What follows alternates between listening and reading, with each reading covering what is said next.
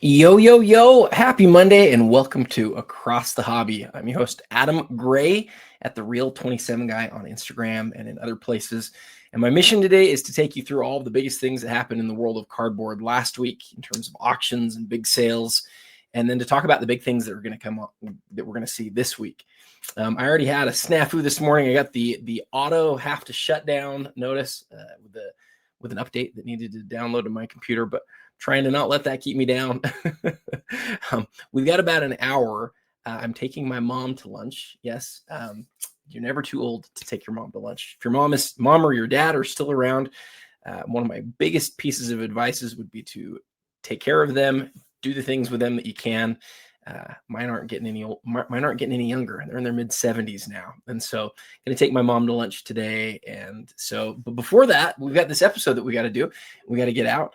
And we're going to hit a lot here in the next hour. So get your thinking caps on. We're gonna jump in right now. And we're going to start with a card that I didn't find at auction, actually. A card that I found this morning as I was looking at the MC Sports Cards big sales from last week. So didn't know this until I just was sorting it this morning. So you can see here that this Steph Curry 2009 Exquisite Rookie. This is the parallel, numbered to 31, sold. And if you just look right here, you can see it says it sold for, it says it crosses out $79,999. You don't actually know what it sold for by looking at this screen. In fact, eBay prevents you from finding out the exact details of what it sold for. But this is one really great reason to have Card Ladder, right? If you go to Card Ladder and you type in Curry Exquisite, you can see November 16th, that's just yesterday at MC Sports Cards, this card sold for $71,000. You can also take this number and you can go see what the card has sold for historically. I did that before I shut down the wrong time or the wrong way here a few minutes ago and found that there's some PSA 1010s of this card that have sold for way more than this. But an 8.5 of this card with a really nice autograph sold earlier this year for $15,000. Now, a 9.5 and an 8.5 are in a different world. There's no question about that. But I do think this sort of substantiates that 8.5 was a really good deal. That's my take. I would personally rather have the 8.5 for $15,000 than the 9.5 for $71,000. But remember, Steph does not have a lot of key rookie cards. He's got his NT RPA. He's got a few really rare Topps rookies, or Topps Chrome rookies, and that's it. Right? He just does not have a lot of big time rookie cards. So the Exquisite parallel to 31, why it's to 31 and to 30 is really an interesting question. That's definitely a big card for Steph. So definitely one worth looking at this week.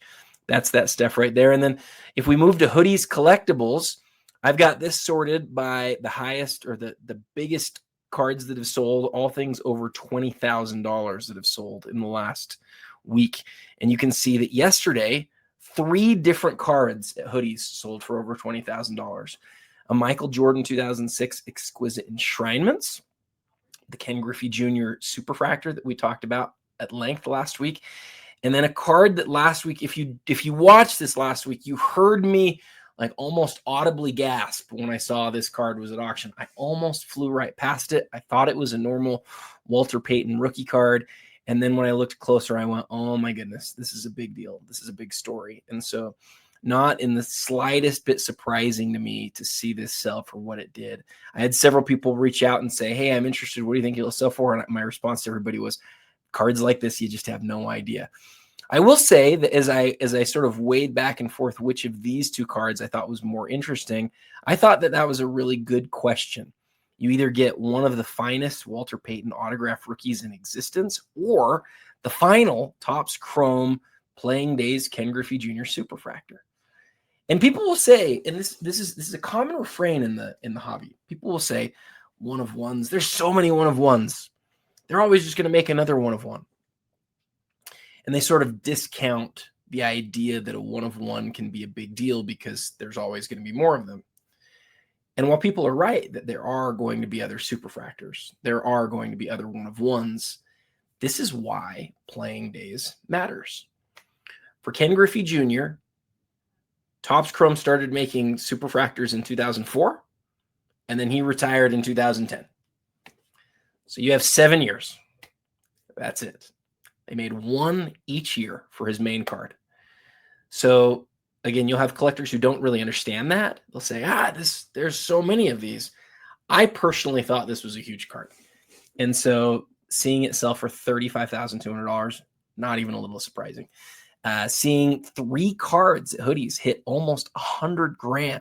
3 cards all over 20,000. And by the way, a bunch of their big items are still ending tonight from their high-end auction. They didn't all end yesterday. There's a Yao Ming that we're going to see soon that's going to be somewhere in this same area. So we'll get to that in a second when we go through the big items this week. But first, let's hit the first page of Fanatics Collect, and we're going to see a few that are going to really are going to shock you, I think. Look at this. Look at this SGA, the 2024 Flawless set. That product, we're seeing some big money spent on that product, guys. I think a lot of people view it as really one of the finest products that Panini ever made, and I get it. It is beautiful, and SGA is very popular. This is not a rookie card. This is a 1-of-1. It's a patch, really nice looking patch, and a nice autograph. But that card sold for $84,000. To me, that struck me as wow, that's a big number card. Steph out of 1-and-1, certainly one of the most expensive autograph patches ever out of 1-of-1, maybe the most expensive autograph patch ever out of 1-and-1. Did $66,000. A Mahomes booklet with the Nike swoosh, great looking autograph with the inscription, does $66,000. A Shohei Pop 1-of-7, the green refractor, talked about it last week, $50,000. The red Real One autograph Shohei sold for $48,000. Luka with 1 ounce of gold on the Eminence card does $35,400. Another big Shohei autograph, $33,000. A Messi UCC The Man Superfractor. It's an insert. It's a superfractor. It's a finest card, $34,000, and another big Shohei for $35,000. Oh, Luka Immaculate Retro. Right, this looks just like the 2012 series, except for it has holofoil on the card. Very cool touch. Serial number to 10 does $30,000. A Luka in a Laker uniform does almost $30,000. And again, I always say this every week, guys. This is the weekly auction we're looking at here. The weekly is not even the premiere. This is the weekly auction. $27,000 for a yellowed BGS 10 Duncan Go Nuts MJ, the Messi Optic Gold in a 9, $25,000, and then the Messi PSA 10 from 2018, the Kaboom, $26,400. Steph autograph patch, $22,800. Another big Shohei for $24,000. I was really interested to see what this Durant would do. You just don't see really nice copies of the limited logos sell very much anymore. This one does $22,200. The James Wood Superfractor does $22,000. The quad patch with 3 of them being Logoman tags, $21,000. And then a couple more cards that are some of the most interesting of the week for me. We're just going to hit this one in the middle here, though. This Jordan Jambalaya card is what it is. There's no secret here. I really applaud Fanatics Collect for writing this the right way. Look at this. 1997 Skybox EX 2001 Jambalaya Michael Jordan, then read in giant letters in all caps, uncut. Number 6, BGS 9, mint. And then in the subheading down below, missing factory die cut. Bankruptcy sheet cut example. Anyone who bought this knew what they were buying.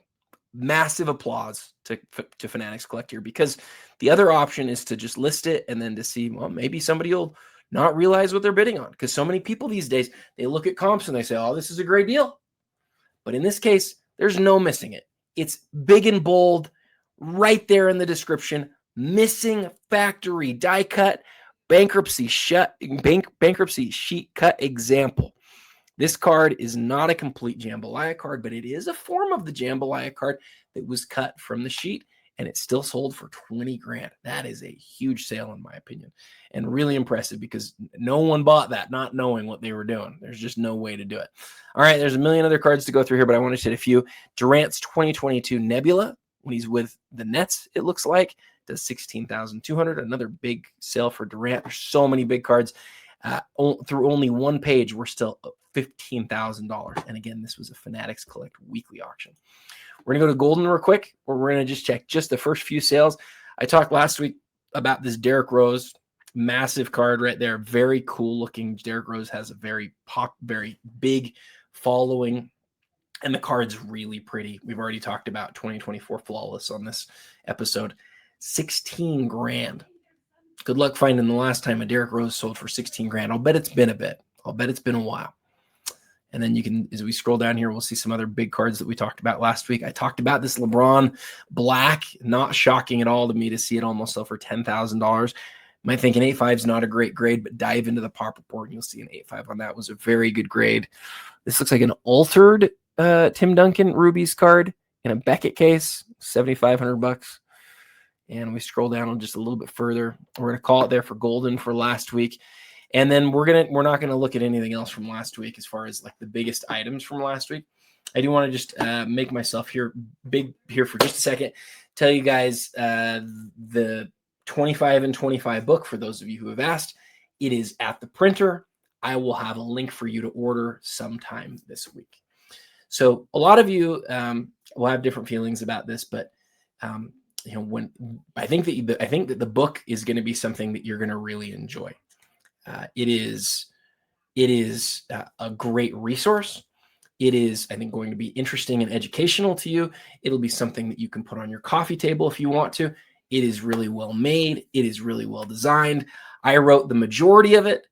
It's like 70 pages, but really rich with a lot of data and a lot of information. It counts down not only the top 25 cards as decided by our panel of almost 500 people in the hobby, including 40 experts.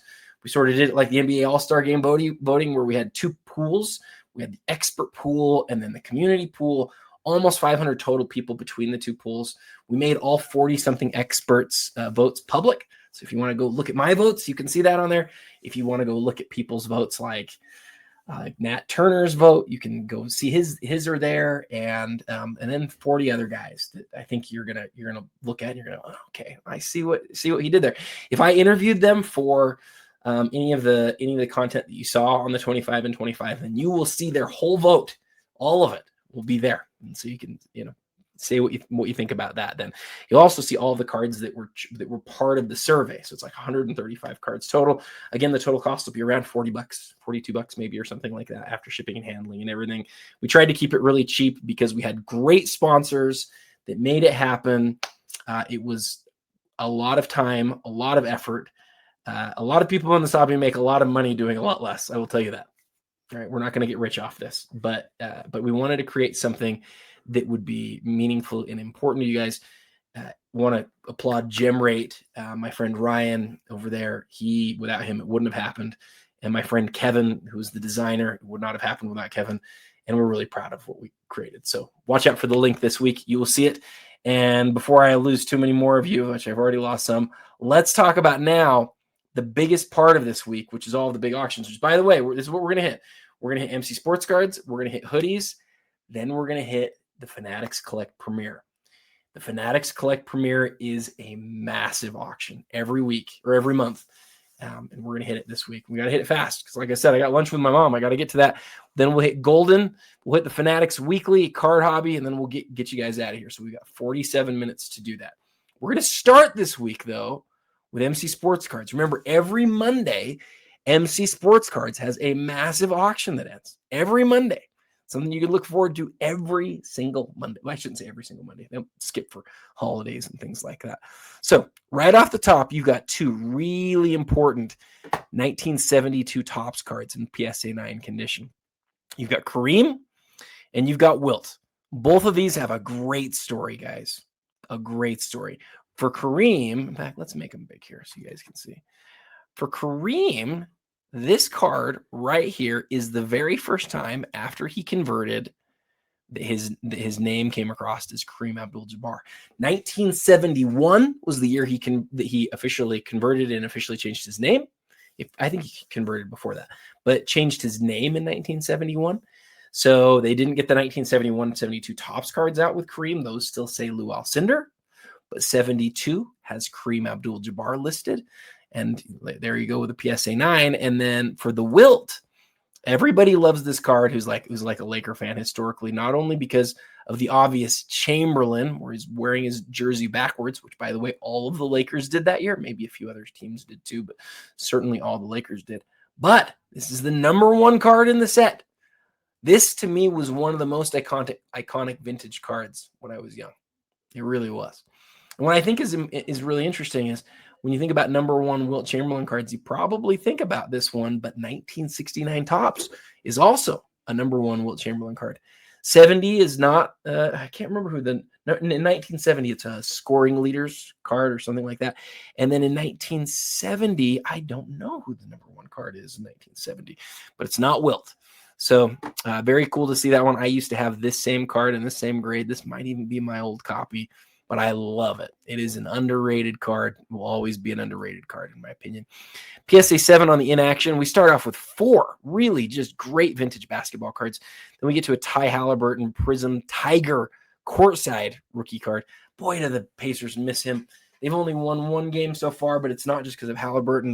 They're missing lots of players, but man, he is one of the most electric, dynamic players in the league. I loved watching him last year. I was more captivated by Ty Halliburton than I have been. I can't think of very many athletes that have ever captivated me the way that he did. He was wonderful to watch, and we're missing him this year in the NBA. Might be the best time to pick up some of his stuff. Jeremy Lin, 1/1 autograph, $720 right now. Bobby Witt, this is a PSA 10 Bowman Chrome Refractor. This one's at a $499, obviously an iconic card. Shotaro Mori. Don't know baseball prospects enough to know, but what I can tell you, 2025, new guy, black refractor, numbered to 10. Always a big deal when you have a Bowman Chrome first card like this. It's that rare. So the question is how good he'll be.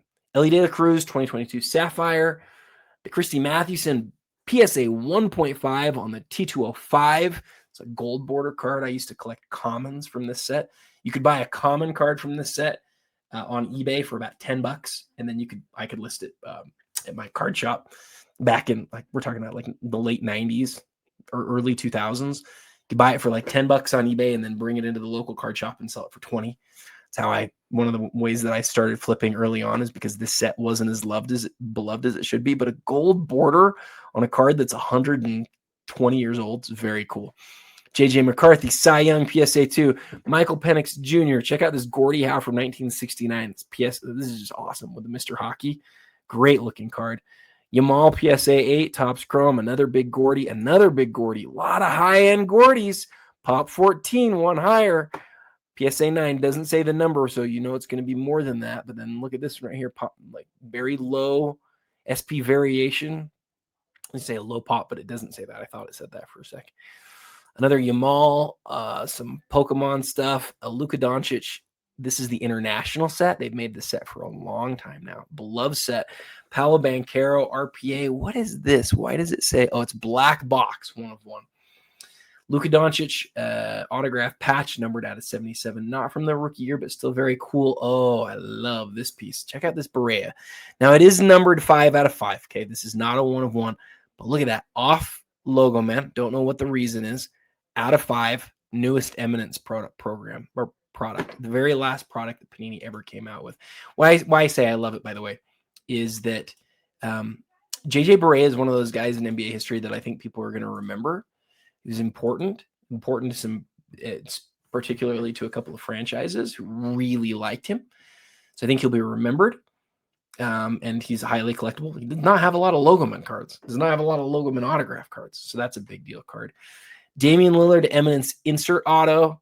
A really nice Bill Russell. Look at the centering on that thing. $2,400 on that.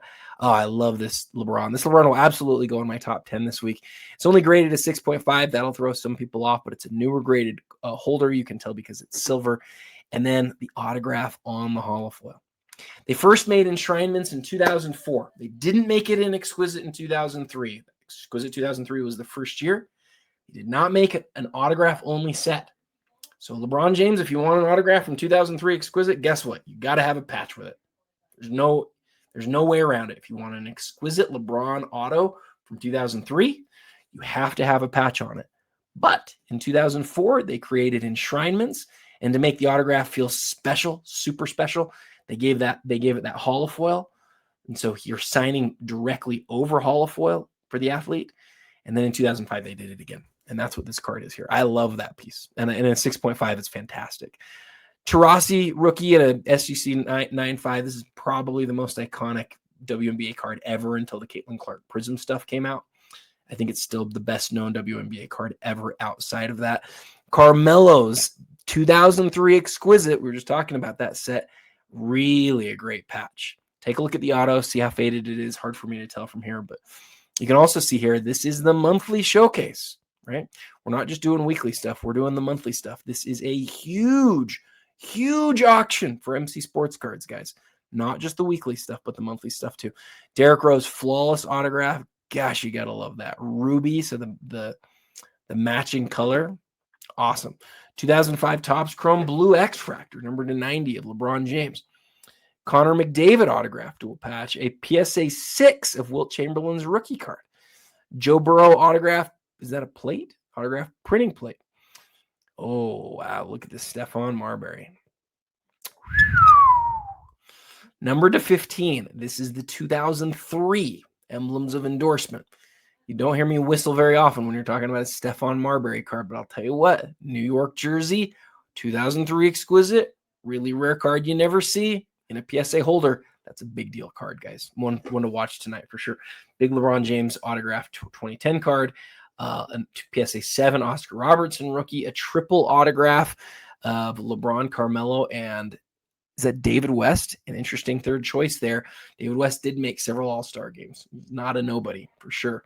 Chet Holmgren, RPA, LeBron autographed Letterman jersey manufactured patch from Upper Deck. A Babe Ruth PSA 4 1948 Leaf card. I love this Chamberlain. I owned one of these for a while in this grade, and I sold it. I love that piece. I've always wanted a 9 of that card, but it's just like a huge, huge, huge piece. In an 8, there's not a better Wilt Chamberlain. But I'd rather have, I'd rather have a rookie in an 8. But that'd be an interesting pop to look up. In fact, I'm going to go do it real quick. Let's go over to GemRate real quick. And we're just going to hit universal search. So here's your would you rather of the day. Wilt Chamberlain. I can spell, I promise. 1961. My mic's in the way. Sorry, guys. 1961. You can see it's been graded 3,300 times, but in an 8, there are 185 of them. Okay, 185 8s. If we do the same thing, do it for 1969, number 1 card in the set, you can see it's been graded a lot more. But in an 8, there's 126. A lot fewer 8.5s and 9s. So there's no 10s. So there's fewer 8s of the card, but let's be real. I think I'd rather own, I'm all out of whack here. I'd rather own the 8 of the 61 just because it's a more iconic card. Although this is probably number 2, which I guess isn't that shocking. It's a second card. All right. Fantastic piece, though. I love it. And one of the tougher Wilt Chamberlain high grade cards for sure.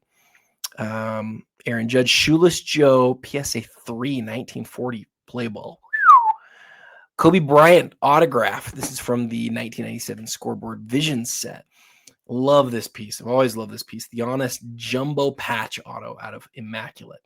It's numbered out of 25, not a parallel or a weird color or anything like that. Just the straight insert autograph patch. It's not a parallel of the rookie. That's the one thing that's going against it, but aesthetically, it's just awesome. And the patch quality is fantastic. Check out this Nolan Ryan autograph patch. Whew, with those Mets patches.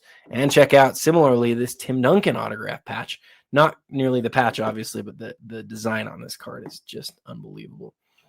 Wemby Select White Sparkle. You guys know the story on White Sparkle. Unnumbered, but very rare. Play Dynasty. Signing worn memorabilia patch auto. Don't see a lot of Pelé autograph patches. That's a very cool one. The Rock from 2025 Finest signs The Rock. And then a Ronaldinho autograph patch out of Immaculate. Oh, a PSA 9. Some people don't think of these as tall boys because it's not from one of those first 2 years, but they're certainly just as tall. The 1976 top set and a PSA 9. Be interesting to check the pop on that. I love the giant portrait of Kareem. A lot of detail in there. A Larry Markkinen logoman. Cool to see for me as a Jazz fan. A Tiger autographed rookie. This is the one that's out of 274. It is an insert, but he just does not have a lot of autographed rookie stuff. Tom Brady E-Tops. E-Tops, very cool. Not a lot of them out there.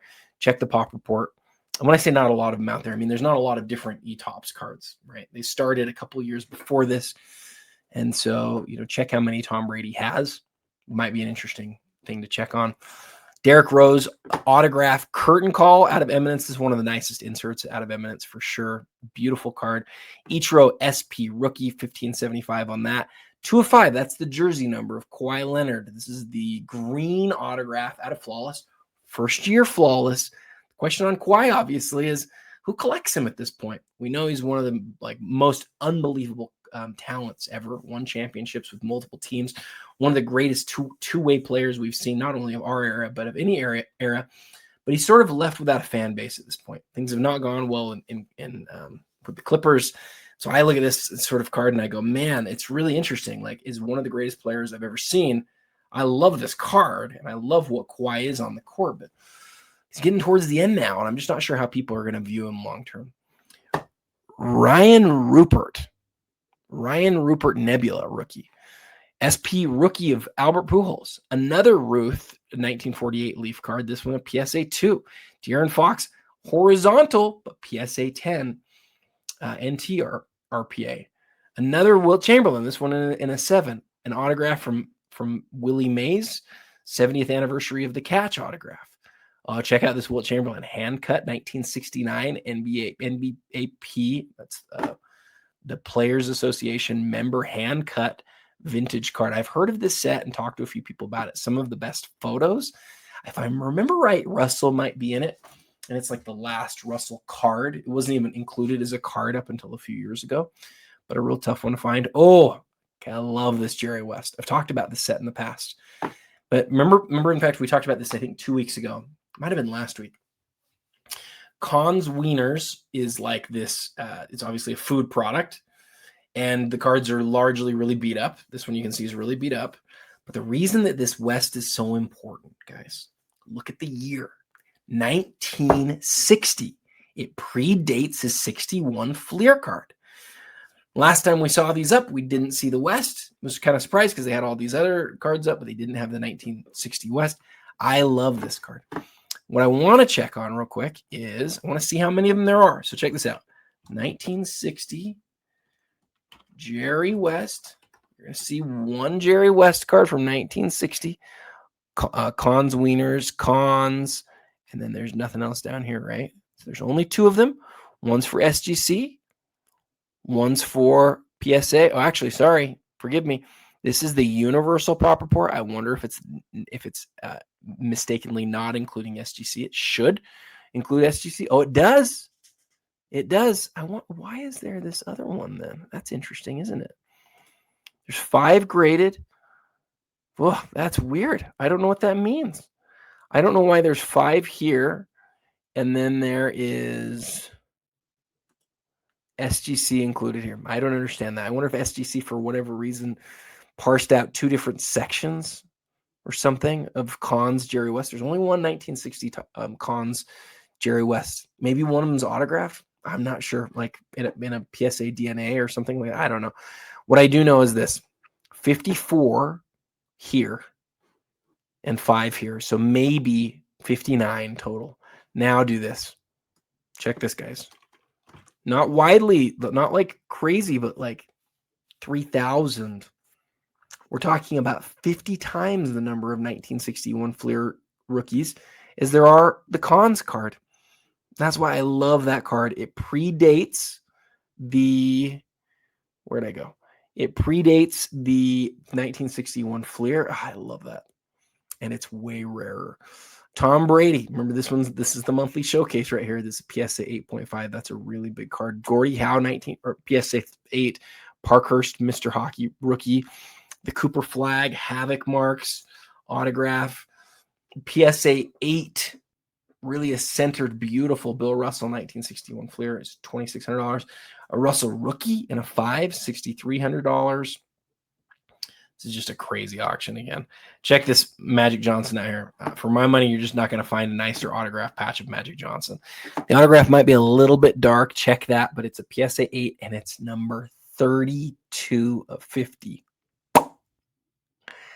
It's jersey numbered and it's from the 04 Exquisite Limited Logos. You've heard me say it before, guys. I think it's the nicest autograph patch set in existence. And being number 32 out of 50, wow. All right, a Kobe silver autograph, near and dear to my heart.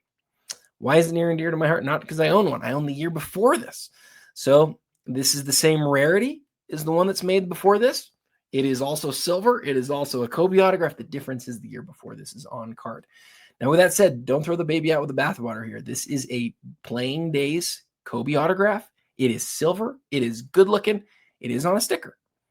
If you're not anti-sticker, you're going to get this a percentage of the price of the regular one. It's just as rare. Look at what the regular one sells for from 2013. I can't even remember seeing one. You just don't see them pop up very often. And then look at the silver. Ask yourself what the right amount to pay on that is. It's still a Kobe autograph from his Playing Days, guys. Really a great Tim Duncan autograph right after he's won a championship. A duel of Alcaraz and Djokovic. I've had people say that this is like one of the coolest tennis cards ever made. PSA 8 on the Irving, and a CSG, or now CGC, Troy Aikman, numbered out of 50. That's the PMG Champ card. Looks like a pretty green Kobe Bryant, but still BGS 7 with the peel off. The gold refractor. It's in the monthly showcase. Elgin Baylor, PSA 6 rookie. We're going to just hit the monthly showcase now, and maybe just a few other ones along the way. As far as Tim Duncan autographs go, in 1997, you've got some autographs that were made not NBA licensed. Press Pass, for example. And then in 1998, you get, so his second year in the league, you get a few NBA licensed ones. This is probably, if it's not the best one from that year, I think it's probably the best one from that year. This is the Century Marks, or the Blue Ink autograph out of the Autographic set. And there's only 50 of them. So it's always been a huge deal. This one looks like it's been well preserved. Magic, Bird, both on card on an out of 10 exquisite card. The Super Rave of Tracy McGrady. This is his rookie card. I had the regular Rave version of this, and it's one of the best cards that I had in my collection for a long time. I think I bought it for like $30 and sold it for $70 or something after owning it for years. I'm talking about like I sold this back in like 2002. Probably owned it from like 2000 to 2002, back when I was a kid. So cool to see that. George Herman Ruth, Babe Ruth. It's got an MK, which means it's marked, and that is a qualifier, but it is still an original Ruth exhibit from 1921, and you don't see a lot of those. Check the population report on that. You'll be shocked. Not a lot of those around. Big Elgin Baylor autographed rookie card.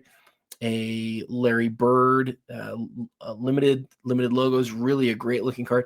I have to skip to the end because I have definitely taken too long here on MC. There's so many great cards. Sometimes MC saves the best for last, the biggest cards they're ending. But guys, if you haven't checked out MC yet, again, they end tonight. And guys, this is a huge auction. We're going on to our third page. Holy smokes. This is crazy. This is insane. We just keep scrolling. Look at this. There's so much stuff that's up this week, guys. Wow. 2012. Look at that. Larry Bird logo, man. Wilt Chamberlain PSA 7 rookie card. We're still just scrolling.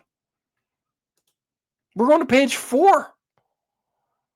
How far do we have to go? Pop 3 Jordan, number to 25 from the 90s. Luca Menga. Bat Barrel Piazza auto. I just can't believe I just keep scrolling. $11,000 for Adobe PSA 6. 1948 or 49 Leaf. $700 for an Oscar Robertson. Okay. Joe Namath 6. Michael Jordan 5 Prism Jewel. Scottie Pippen Flawless Duel. That's the gold. Gosh, this auction just keeps going. Guys, do we ever end on here? This is nuts. We're still going. We're going to get to page 5. We got to be close, though. Look at this stuff right here. These are all crazy stuff, crazy cards here. The Walter Payton, Barry Sanders. Everybody loves that card. We got to be close. We got to be close to the end, don't we? Guys, this is like over twice as long as we've ever gone. Steph, PSA 10. The PSA 10 Kaboom. Steph out of 31. Oh, interesting. I led with that one that sold as a buy it now or best offer. A PSA 8 Messi. We got to be toward the end here, don't we? 15 grand almost on this SGC 8.5. A Jordan. Yeah, this is going to be the end. Jordan autograph from 1998. SP Authentic. $30,000. Holy smokes, MC. We got halfway through a 5th page. Gosh, we're 35 minutes into this episode. I got 30 minutes to go, guys.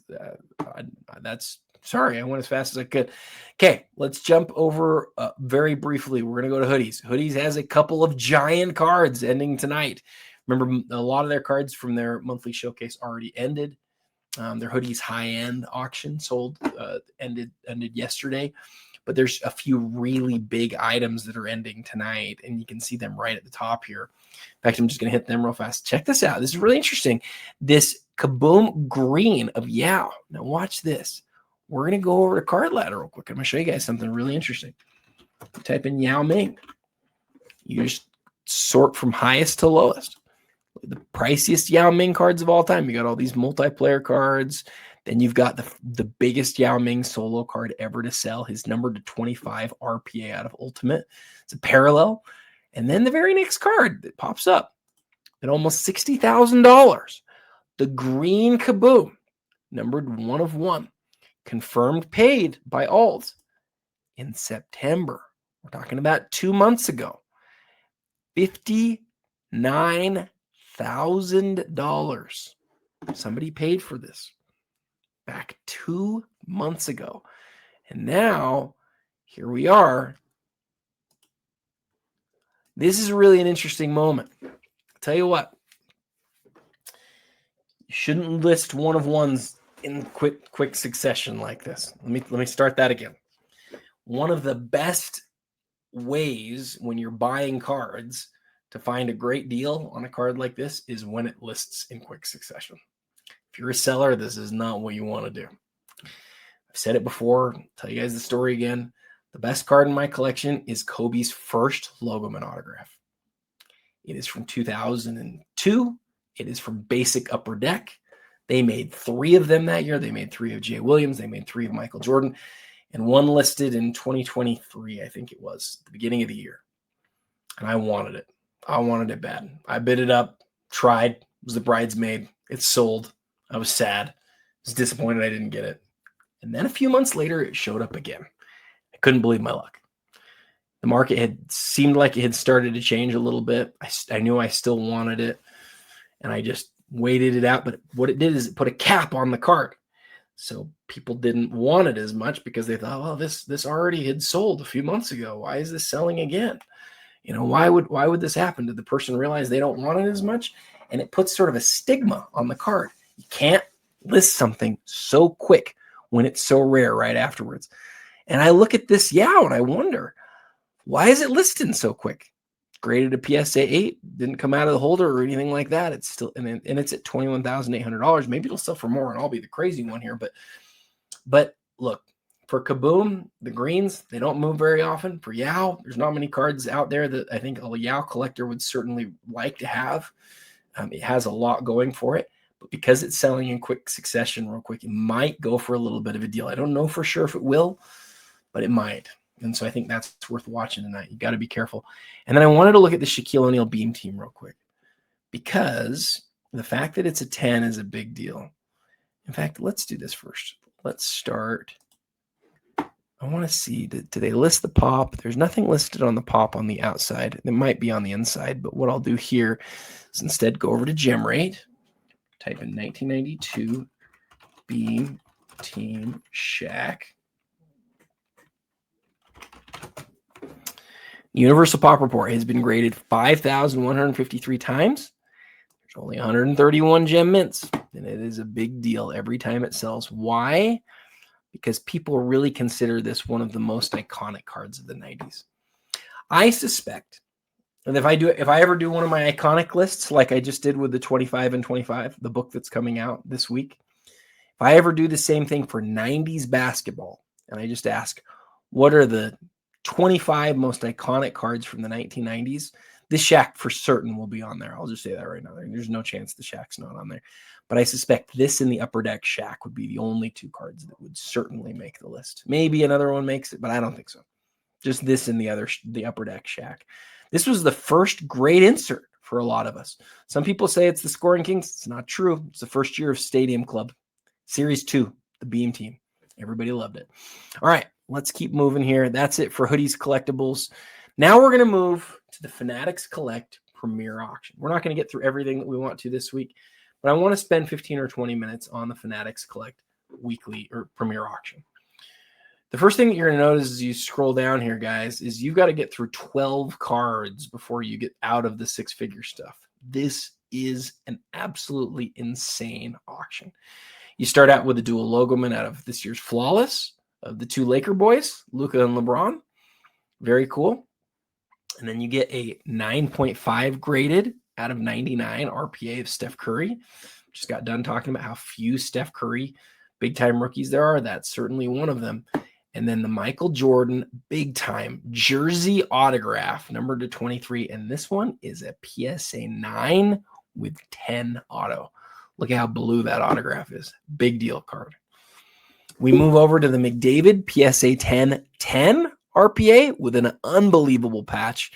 That one's numbered out of 99, but it's the only PSA 10 that exists. The green Brady, when I made a reel on this, it was already the most expensive Brady Kaboom ever. It was already the most expensive football Kaboom ever. And I think it's gotten a couple of bids since then. It's at $240,000 now, and everybody's asking, what's that going to go for? There were rumors when I was at National, and I had somebody confirm this rumor to me, but it's not in Card Ladder, that another Kaboom green sold for a ton. It was the green Messi from 2018. And I heard a number on that made my jaw hit the floor. That's not in Card Ladder, but that is what I was told. Take that for what it's worth. When you see a Brady like this, or when you see a green Kaboom like this, you ask the question, okay, let's see where green Kabooms have made it. With that said, we were looking just a few minutes ago at Yao Ming. Yao Ming has one card ever that has sold for more than this. Right? And another way to think about it, back here when we were looking at the biggest sales from last week from hoodies, a one of one superfractor of Ken Griffey Jr., right? The superfractor is like the big one of one that everybody always talks about, right? One of his playing days, one of ones. One of his only 6 or 7 superfractors from Topps Chrome ever. His last one sold for $35,200. And we've already seen the Yao Ming sell for more than that. And so, sorry, it feels like I'm comparing two really weird things here. To compare, what I'm saying is the guy in baseball, Ken Griffey Jr., for the longest time, one of his key one-of-ones sold for less than a one-of-one green Kaboom of Yao Ming. That's interesting to me. It's an interesting way to think about it. Which of those two cards would I rather have? I'm a basketball guy, but I'd rather have that Griffey times a lot, like a lot more. Brady here is interesting because Brady's the GOAT in football. He was still active. I don't believe at this point he played for the Patriots. I think he played with the Bucks. But still, he only has 7 green Kabooms ever. Was it 6 or 7? I can't remember. Either 6 or 7 green Kabooms ever. It's the 2018, I think, is probably the best one because it's the first one. But the image on this one's really nice. It's worth watching this week. Okay, another card worth watching this week is this. This is the only, I couldn't find an image of another PSA 10 Kobe Bryant logoman card. So the question that I asked on this one is, okay, we know that there's autograph logoman, that's sort of the highest of like individual cards for a player. And we know that Kobe has some autograph logoman cards. We know that some of them recently have sold for millions of dollars. This one's not autographed. This one's numbered to 2. But it's a PSA 10. We know that the premiums that people have put on PSA 10s, that buyers have put on PSA 10s, have been extraordinary. So what do we think about this one? It's the only PSA 10 logo man of Kobe Bryant that has ever sold publicly. It sold once before, years ago, over 10 years ago. Sold for like something stupid, like 10 grand or something like that. It's obviously going to sell for way more than that this time. But how does it compare to like a Logoman autograph? I don't know. For me, I'm not a condition guy. I just don't care that much. I just don't care that much about condition. I care about what the card is. But I am not like the rest of the market. The market has proven over and over again they really care about that PSA 10. So it'll be interesting to watch. Shohei, this is the blue autograph, PSA 10. Whew. PSA 10 autograph blue out of 150, 120 grand. Check the pop report. That's interesting. In fact, I'm going to go real quick over to GemRate. I'm going to type in 2018 Bowman Chrome Blue. And I just want to see, I wonder if I type in auto, if that will give me anything. Not really. I'm just going to type in blue, blue batting, blue throwing. I'm just going to check both of these real quick. PSA 10, I see 41 on that one. And I see 17 on that one. I just hit Devers. My bad. I don't know where the first one went. Worth looking at that. Worth looking at that for sure. I shouldn't have even looked that one up because that one's always confusing to me how it's listed. Like, is it, so there's batting and then there's pitching, but some of them are autographed, some of them aren't. I think there's a blue hitting that's non-autographed. So that was kind of a hard one to look up in GemRate, if I'm being honest. So, but that's not GemRate's fault. That's because the card's confusing. So there's 2 Shohei Goodwin Champions kanji autographs up this week. This one's a PSA 1010. There's also BGS 95. Be interesting to watch the delta on those two. And then one of the most interesting cards of the week, guys, for sure, the Luka Logoman autograph from 2023. Flawless. This is not the most recent one. That's why he's not in a Laker uniform. This is the Mavs, his final Mavs flawless Logoman autograph. Note the number 77, inscription. This is game used, and it's already at 110 grand pre-buyer's premium. I had a friend who reached out to me this week, and he said, I think you should take a close look at this card for you in your collection. And I respect this friend enough to say, I got to think through this. This Kobe Bryant card made me think. It really did. So why? Why would I think about spending just crazy money on a Kobe Bryant card like this? Well, there's just not very many first one-of-ones out there. And if you know me, I love one-of-ones, but I really love firsts. So I had to give this one a good, long, hard look. Here's the case for it. 1997, Kobe Bryant has 4 one-of-ones from Fleer Showcase. He has 2 one-of-ones from Fleer Ultra. And that is the end of the 1997 list of one-of-ones for Kobe Bryant. That's it. There weren't any made in 1996. There were a whole bunch made in 1998. But in 1997, there's just 6. I think that's right. There might be one more. I think there's 6 total. I could go do the research, but you get it. For the 4th time in this episode, it's 6 or 7. So why would I, why would I decide to really go after something like this? Well, I like firsts and I like one-of-ones. And it's the first year of one-of-ones for Kobe Bryant, and you don't see those types of cards pop up at auction very often. For me, the 90s are sort of like Michael Jordan's era. Until Jordan retired, I think of those cards as being like the Michael Jordan era of cards. This card is a card that's going to sell for just a huge amount of money, and so I had to make a decision, like, is it something I want to pursue or not? I'm personally not going to pursue it, but anyone who did, I would say, wow, I get it. Because for Kobe Bryant, there's only a few things that you can get where it's like that really sets you apart. It's different. For Kobe, his 90s one-of-ones, there are more 97 PMG greens than there are 97 one-of-ones of Kobe Bryant. It's worth thinking about. So I did think really hard about this one. And even as I'm sitting here now, I'm going, do I want it? But I just don't. I've never dived into the really rare 90s Kobe cards. That's not really my style. It's not what I like the most. So I think I'll leave it alone. That's my decision, at least for right now. Who knows? I reserve the right to change my mind. But for you guys who love rare Kobe parallels and inserts from the 90s, there are very, very few cards I'd rather have than that one. Shohei Auto / Kanji Auto, serial number 1/1 out of Definitive at $90,000, and then a dual patch auto out of Exquisite, out of the last year of Exquisite, numbered to 23 of the big two. All right, and then here's that second Goodwin Champions that I told you about. I love this Kobe right here. I love it. I love it. I love it. Why do I love it so much? Because I love that it's in that old BGS holder. People don't think about this enough, but they should. We're going to click on that one. We're going to talk about it for a sec. I had some controversy on this card this week, and I'm going to tell you guys about it. This Michael Jordan right here. Oh, I love this Steph Kaboom gold. It's just a fantastic piece.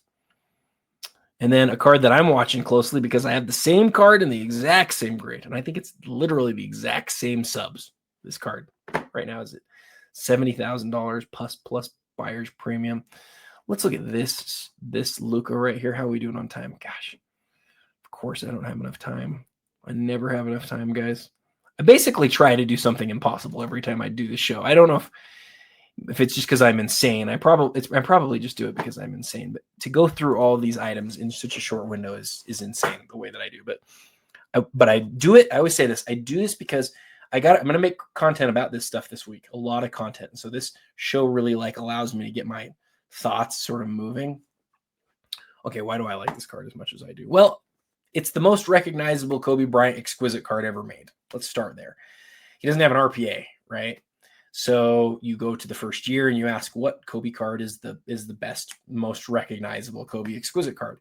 I think it's this one. You could make a case that some of the later year stuff is better, or personally, I've owned this card several times, but I've kept the 04 limited logos in my collection because I think it's the best one. With that said, 2003 is first. There's only 75 of them. And unfortunately, a lot of these patches have been switched through the years. So I worry about that. I don't worry about it as much with this card. And the reason is when it was graded. So if you look at this card, and I'm not going to say this is a perfect way to do this, by the way. You can't just look at old slabs and be like, oh, the patch on that's fine. But I would still do research. I would still do research on this card. But this card was graded a long time ago in the 4s. And so since it hasn't been touched by human hands in that time, we know that it hasn't had any alterations done on the card in that time. And I would guess that this is legit. I would guess that the card is totally legit. The autograph looks great too, by the way. But let's go look and see when it was actually graded. And I'm going to do it on this side of my screen, which you guys cannot see. I'm going to look up the Beckett graded card lookup tool. I'm going to click on it, and then I'm going to take this serial number that you can see on the back here, and I'm going to type it in, 4927422. And when I do that, I'm going to find this card was graded March 1st, 2007. Was there patch switching that was already happening at that time? I think that was right. I think that was sort of the era where we started seeing more of it. But this is right at the very beginning of that. And this is not the sort of patch that they were switching. They were putting crazy patches on there. I would look at the jersey material and make sure it's consistent with other jerseys, other patches that you can see on this card. I would do all the research that you can to, find out as much as you can about it. But I would say that this card is very, very likely an original patch on this card. And a lot of it to me is that it's still in that holder. I would never take it out of this holder. People are crossing stuff like this to PSA all the time. And to me, it's just insane. Not because you shouldn't want your card in PSA holder, but because there's something wonderful about the fact that that card has not been touched by human hands in over 18 years. I also love the autograph quality on here. Now, the autograph, I think, is graded a 9 because it goes off card. I just don't care at all. I'm just looking at it really, really carefully, quickly. And there's some stuff going on here, but I don't know if that's on the autograph or on the card or on the, excuse me, I don't know if that's on the card or on the case. I am sure it goes off card. I suspect that this is on the case. We're going to test Fanatic's ability here and get as close as we can. I would suspect that's not on the card, but I don't know it. I don't know it. I'm not sure. So we're going to get out of that one. Okay, I'm going to talk about the controversy on this one this week. Okay, so I posted, in fact, I'm just going to show it to you guys. I posted on my Instagram this week a story that somebody took issue with. Let's see. I want to talk about that. So let's scroll down to it. Here it is. So if you look at this post, I wrote, "Are we sure this is altered?" And then I blew this up and showed the altered card part of the slab. And then I say, don't forget what happened last year.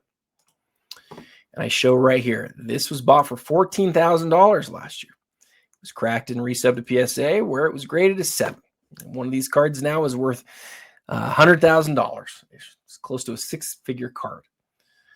Okay. And then over here, I said, are we sure that this card is altered? There's one that was graded an 8 with 7 autograph that sold for $276,000. And then there's this one that also has an autograph. Autograph itself is probably a little bit better than this one was. This one's graded as 7 because it's got some issues on it, but it's graded by Beckett, it's real and all those things. The card here is not as nice as this one is here. This card has a little bit of chipping around the edges and things, so it's not quite as nice. But here's the point, okay? And you can read what I wrote here. Star cards, and I wrote this just front and center. Star cards were not all cut the same, and Beckett labeled some altered that PSA disagrees with and is later crossed to high grades. This exact same thing happened to me as well. It did. I had 2 cards, both this one and the Olympic card, that were not graded by Beckett. Beckett said these are trimmed. And what they're doing is they're looking at the size of the card. They're saying it's too small, and they've said it's trimmed. We're not willing to put a numeric grade on it. So I then took the cards, held them in my collection for years until PSA was willing to grade them. I sent them to PSA, and guess what? They both came back with high numeric grades. One was a 6 and one was a 7. Yes, that's the 6th time in this episode we've had a 6-7 moment. Maybe the 5th or the 6th time. So what am I trying to say here? Well, I don't know whether this card is trimmed. I don't know whether it's altered. I'm not sure. What I'm sure of is that this instance that we have here is not a one-time thing. This is pretty common. The reason that I know that it's common is that for a long time, Beckett had basically 2 classifications. We're going to grade it and put a numeric grade on it, or we're going to call it altered. And that was it. And people would be saying, I spent $30 to send this card in, and they put a grade on it. I'm just going to keep it that way, and then I'm going to sell it. Well, what if a card wasn't altered, though? Then what happens? It's what happened right here. And since Beckett only had these 2 classifications, altered or we'll put a numeric grade on it, every single time a star card that is graded as altered by Beckett, every single time one comes to auction, I say to myself, wow, that could be an interesting opportunity there. Now, there's a lot going on here, though. There's a lot of risk, right? You buy this card, crack it out of the holder, and try to send it to PSA. PSA may say, you know what? We don't think that autograph's real. Okay. They may say, you know what? We do believe that it's trimmed, and we're going to just charge you a whole bunch of money to put it in a similar holder. It's hard to know whether you could possibly make money on this, but what is for certain a possibility, at least from where I sit, is there's a chance that card's not altered. And if it's not altered and it sells as altered, and then this card shows up in a PSA 5 holder with 9 autograph, holy crap, guys, we're going to have another situation like this. So this was my way of saying, go look at this. Like, look at these possibilities. Look at that card. Ask yourself, am I sure that card's altered? Could it end up in a Beckett holder where it doesn't show up as altered? It could, because here's the other thing. You can see, based on this, the number 10697, blah, blah, blah. You can see when it was graded, and I included that in the notes here too. I said this one was graded July 25th, 2018. This one right here that was cracked out, right? But the MJ, sorry. This one right here that we're looking at, that's up right now, was graded in 2018. The one that ended up being cracked and getting a PSA 7 grade, it was graded later, right? It was graded in 2020. So the card that's up at auction right now has been in that holder for 7 years. I'm not a high dollar guy, like in terms of like cracking stuff. It's just not what I do. I think there's too much risk associated with it, but it sure makes me think about it with this one, guys. It does.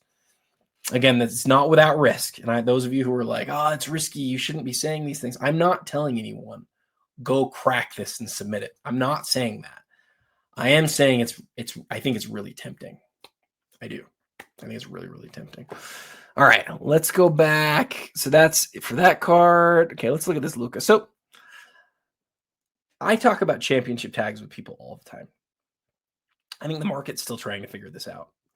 The market does some weird things where they'll like compare players across like a stratosphere. They'll say like Luka's better than SGA, who's better than, and there's sort of like people use comps to figure out what things are worth. And they do this in ways that most of the time make sense, but sometimes they don't make sense. And to me, the championship tag is one of those ways where I'm like, I'm not sure this makes sense. So Luka gets to Dallas in 2018. Dirk was still there. And at that point, they'd already won a championship. And so there's a number one with a championship tag on the back of their neck. Super cool. This is a franchise thing. It's not a Luka thing. He wasn't part of that one championship. They just put the number one on the back of all of the jerseys to remind everyone our franchise has one NBA championship. It's a celebrating of the franchise thing on a jersey. Okay. Panini buys the jersey. Panini cuts it up. Panini puts it into cards. I've had people say, well, I don't think that these tags should go on cards because like Luka wasn't even part of that championship. Okay, that's true. He wasn't, but it was part of the jersey. And other than the logo, man, it's probably the second best known part of the jersey. Okay. So when you look at this, what do you think? You could say, I don't think this should be on a card. I think it should be on a card. Panini should take every bit of that card and should put it on the cards because they paid for it. And it's a really cool part of the jersey and they should do that. It's really neat. And having an autograph tag of that number 2, I think is really cool. He's one of the most popular players in the world. And it's a really cool part of the jersey. What it's not is not like accretive to Luka's story, right? He didn't add that one. He's not part of the Mavs one championship. It's just a really cool tag or jersey piece for Luka. For me, as somebody who's 2 of my best cards in my collection are tag autographs. One is Steph Curry and one is Dwayne Wade. I care deeply that they're part of those numbers or that they later influenced those numbers. For me, I have a Wade tag auto where he, like for the Heat, he was part of all 3 of those championships. It's the first time they ever made a tag auto. I love that card so much. And for Steph, it's number 3. Right? It's from the first year of championship tag autos. The number 3 is synonymous with Steph. Even though he's not part of any of those 3, they had those 3 championships before he got there. I like it because now they have 7. And at first they had 3, right? So I like that. That's different here than it is for Luka. Luka's not part of it. He's not even with the Mavs anymore. Is it still really cool? Yes. Is it still awesome that it's an autograph tag of Luka? Yes. But he's not part of that number 1. So comparing players across like tag autos makes no sense to me at all, like in any way. I would rather have, in fact, shout out to, I think it's Paley Cards. Sent me, I hope I'm not saying anything I'm not supposed to, but sent me a DM this week saying, hey, check this Draymond Green out. I think it might have been somebody else, but he sent me this Draymond Green that's a tag auto of Draymond Green. And guess what? I don't like Draymond Green. I can't stand Draymond Green. Draymond Green is a first ballot Hall of Famer. And that tag auto of his is freaking awesome. It is so cool. I actually asked him if I could buy it. I don't even like Draymond, but I love that piece so much, guys. To me, that is like one of the coolest cards out there. And I think that how much a player had to do with the championship or of the tag, the championships on the tag, I think it really matters. I love this Kobe. I've always talked about how much I love Gold Ink. This is the 2nd year of Noir. It's a really cool tag auto. I think if we go to Golden real quick, you got just the weekly right now, but Golden has both their 100 up and their next elite auction. So you got to definitely check that out. Check out the Fanatics weekly auction. It's another huge one. Check out the CGC authenticated Jordan signature out of the Scripted Swatches brand. Check out Card Hobby real quick. Whenever you go to Card Hobby, guys, just click this price, sort by highest price, and then just check the auctions. and you're going to find some absolutely banger cards. BGS 9 on the Messi, a Kobe autograph from 2015. I love this one in the suit. A bunch of giant flawless patch autographs. The Luka, is this the curtain calls? I'm not sure if it's the curtain call. Yeah, it's the curtain call Eminence autograph where he's in the Laker uniform. This Steph autograph with the trophy on that patch, that ends today. Oh my goodness, that's a huge Steph Curry autograph patch card. And again, we're just on the first page. Tons of amazing stuff at Card Hobby. I love this Dirk. There's 14 of them, but it is a Dirk logo, man, and it is from the Upper Deck era. Guys, I wish I could take all the time in the world on the rest of this stuff. I just ran out of time this week. There's so many things. Again, if you haven't already, because I haven't given you a link, watch out for the link to buy my book this week, 25 and 25. If you haven't followed me already and you're watching this every week, please do. Please follow. Please comment. Please let me know below in the comments what you think the best card of the week is that's up this week. Sorry, this wasn't a little bit longer, but like I said, I got to go to lunch with my mom. Can't keep her waiting. Time for me to go now. But until next time, guys, have a great week and happy collecting.